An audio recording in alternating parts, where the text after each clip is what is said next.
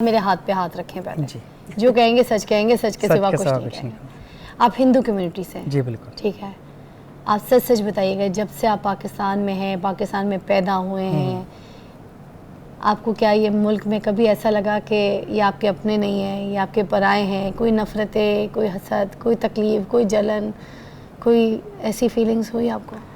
देखें, अगर ये सारी चीज़ें होती ना तो शायद मैं जिस उमरकोट से ताल्लुक़ रखता हूँ वहाँ पे सबसे ज़्यादा हिंदू मेजॉरिटी रहती है। मैं वहाँ से शिफ्ट होकर लाहौर के अंदर शिफ्ट हुआ और यहाँ पे मुश्किल से कोई 10 से 15 हिंदू कम्युनिटी के घर होंगे।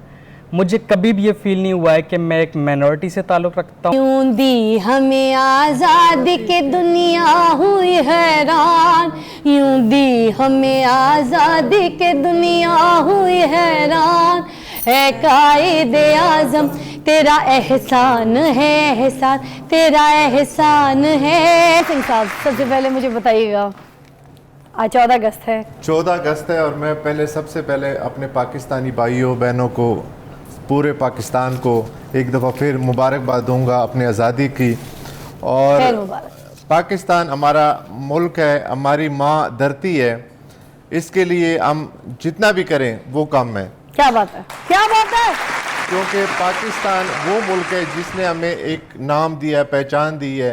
और पहले भी मैं कई दफ़ा बात कर चुका हूँ, पाकिस्तान में जो मिनॉरिटीज़ को आज़ादी है वो पूरी दुनिया में नहीं है, और सिख स्पेशल है पाकिस्तान में। क्या बात है। पूरे दुनिया में, मैं पूरी दुनिया घुमा हूँ, लेकिन पाकिस्तान में जो हमें प्रोटोकॉल मिलता है और जो इज्जत मिलती है वो पूरी दुनिया में कहीं नहीं मिलती। सर क्या बात है। हम तो सारे जाते हैं, गुरुद्वारा जाते हैं, हम आप लोग से मिलते हैं, हमें प्यार बड़ा मिलता है। बाबा गुरु नानक देव जी का जन्म स्थान यहाँ पे है। हमारे गुरु देखें 550 साल पहले, वो ये इंडिया की साइड पे भी जा सकता था, लेकिन ये एजाज पाकिस्तान को हासिल। अरे वाह, क्या बात है जी। और गुरु नानक देव जी के 18 साल और 7 महीने आखिरी जहाँ पे गुजरे हैं, करतारपुर, वो भी पाकिस्तान में है, और उनके आखिरी रस्मात वाली जगह भी वही है।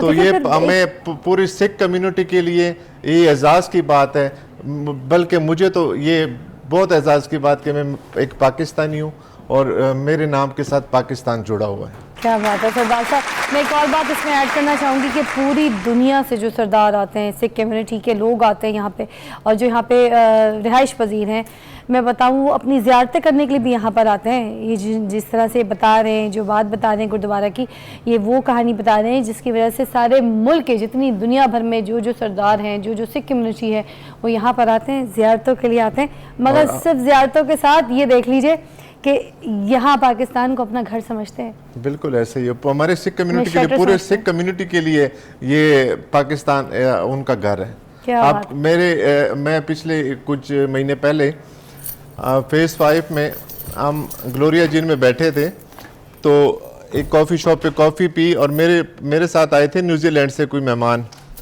तो वो न्यूजीलैंड के मेहमानों ने जब हमारे कॉफ़ी पी तो बिल किसी और ने पे किया था। तो मैंने काउंटर पे जाके मैंने कहा बिल, तो उन्होंने कहा बिल आपका पे हो चुका है। मैंने किसने किया? वो कह रहे वो बाहर गाड़ी में बैठने जा रहे हैं। मैंने उनको रोका, मैंने कहा आप लोगों ने हमारा बिल, कह रहे आप मेहमान हैं। मैं क्या, हमारा अपना घर है, अब मेहमान कैसे हैं? पाकिस्तान का हमारा घर है।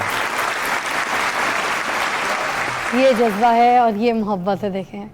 ठीक है जी, अब मेरे पास पीटर साहब जो है, मैं पीटर साहब से भी बात करना चाहूँगी। इतने बड़े जर्नलिस्ट हैं आप, क्या क्या लिखते हैं, क्या लिखा रही हैं आप? तो पीटर साहब क्या कहेंगे 14 अगस्त के दिन? कुछ लिखा है अगर आपने स्पेशल, तो मैं तो चाहूँगी कि आप लिखें। आपको माइक लगा हुआ सर, आप उस माइक पे बोलिएगा जी।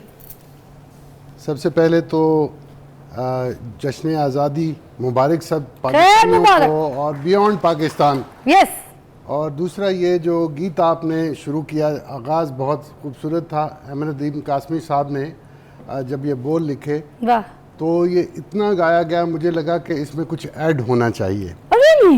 तो मैंने कुछ मिसरे लिखे हैं। जी सर, प्लीज़। और वो एडिज के तौर पर गाया भी गया है। एक गुलकार ने इसको राग देश में है, हाँ? तो उसने राग देश में इसको बहुत अच्छा कंपोज करके गाया। अरे वाह।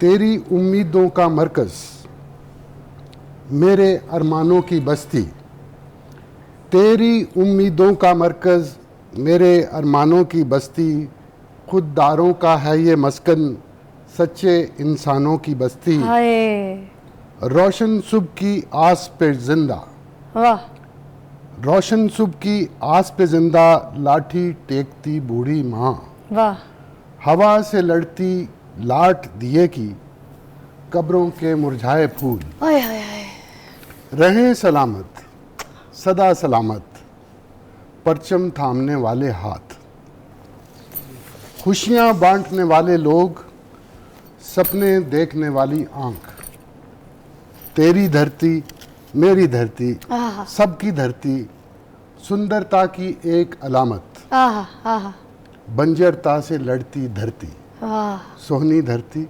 सोहनी धरती। सोहनी धरती, तालियां जी।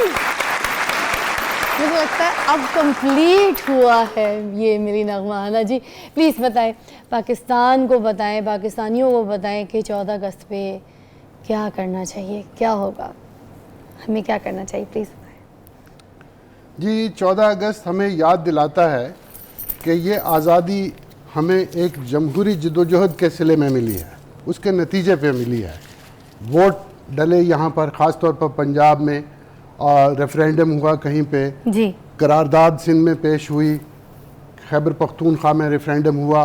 तो ये पाकिस्तान जो है वजूद में आया है एक जमहूरी अमल के नतीजे में, बेशक, और जमहूरियत ही हमारा रास्ता है और मंजिल भी है। वाह।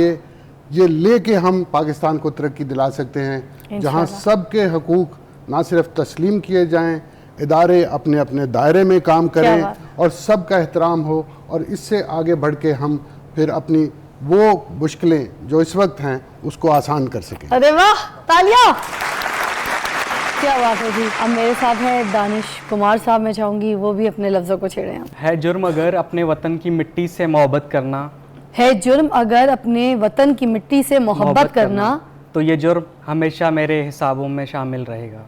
वाह, अरे वाह, यहाँ से ऐसे लगी है जाके दिल को। मैं बड़ा खुशकिस्मत हूँ और मेरे लिए बड़ी एज़ाज़ की बात है कि मैं एक ऐसे मुल्क के अंदर पैदा हुआ हूँ जो आज तक मैंने दुनिया में कभी ऐसा मुल्क नहीं देखा है जितनी नेमतें इस मुल्क के अंदर है। मैं हमेशा अपनी कम्युनिटी के लोगों को ये मैसेज देता हूँ, इस तरीके कन्विंस करता हूँ कि आप सिर्फ पाकिस्तान को देखें, एक्सप्लोर करें, और जिस चीज़ का आप सुकून चाह रहे हैं वो सिर्फ इसी पाकिस्तान के अंदर मिल सकता है, बाकी दुनिया में कहीं नहीं मिल सकता। क्योंकि मैंने हमेशा इसको घर समझा है अपना। जब आपके ऊपर ज़िम्मेदारी आ जाती है, जैसे 1947 के अंदर हमें एक ज़िम्मेदारी दी गई थी, तो इस तरीके से मुझे लगता है कि हर इंसान के ऊपर एक ज़िम्मेदारी अपने घर की जिस तरीके से होती है, घर को लेके चलना होता है, उसको सेटल करना होता है, मसले मसाइल जिस तरीके से हल करने होते हैं, इसी तरीके से पाकिस्तान में रहकर हम पाकिस्तान का सोचें, और पाकिस्तान के बारे में हम जितना ज़्यादा सोचेंगे उतना बेहतर रहेगा। भाई एक बात आपने सच सच बतानी है मुझे जी, क्योंकि ये इसमें बहुत बड़ी बातें, बड़ी जंगें, बड़ी नफ़रतें, बड़ी मोहब्बतें सब कुछ छुपी हुई है। ये आप मेरे हाथ पे हाथ रखें पहले जी। जो कहेंगे, सच के सिवा कुछ नहीं नहीं। कहेंगे। आप हिंदू कम्युनिटी से हैं, जी बिल्कुल। ठीक है, आप सच सच बताइएगा, जब से आप पाकिस्तान में हैं, पाकिस्तान में पैदा हुए हैं, आपको क्या ये मुल्क में कभी ऐसा लगा कि ये आपके अपने नहीं हैं, ये आपके पराए हैं? कोई नफ़रतें, कोई हसद, कोई तकलीफ़, कोई जलन, कोई ऐसी फीलिंग्स हुई आपको? देखें, अगर ये सारी चीज़ें होती ना तो शायद मैं जिस उमरकोट से ताल्लुक़ रखता हूँ वहाँ पे सबसे ज़्यादा हिंदू मेजॉरिटी रहती है। मैं वहाँ से शिफ्ट होकर लाहौर के अंदर शिफ्ट हुआ और यहाँ पे मुश्किल से कोई 10 से 15 हिंदू कम्युनिटी के घर होंगे। मुझे कभी भी ये फील नहीं हुआ है कि मैं एक माइनॉरिटी से ताल्लुक़ रखता हूँ या हिंदू कम्युनिटी से, कभी भी नहीं। इसी बात के साथ कायदे आज़म जी की बात है और उनका जिक्र यहाँ ना हो तो हो नहीं सकता। यूं दी हमें आज़ादी के दुनिया हुई हैरान, यूं दी हमें आज़ादी के दुनिया हुई हैरान, है कायदे आज़म तेरा एहसान है, एहसान तेरा एहसान है।